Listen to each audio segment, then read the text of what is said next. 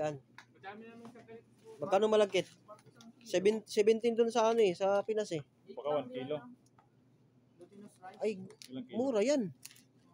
1 kilo yan. 1 kilo ba yan? Oo, 1 kilo yan. 1 kilo to, ayan o. Di ba marunong magawa? 1 kilo. Sabihin mo. Ito, isa.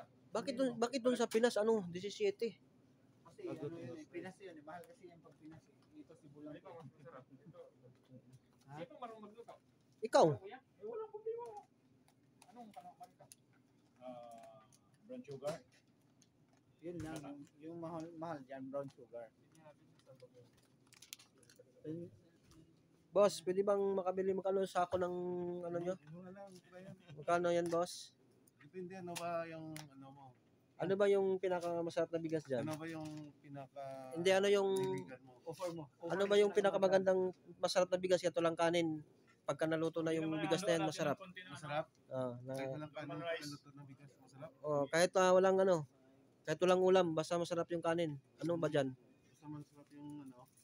Lagyan mo ng ano, magic sarap yung kanin mo. Ah. Masarap yung ulam na. Okay. Oo. Yun pala yung ano dyan. Yun pala yung sikreto. Any questions? Yun lang boss kasi naano ako dahil mahal na yung bigas, hindi pa rin masarap eh. Lagyan pala dapat ng Magic sarap. magic sarap. Yun pala yung sikreto.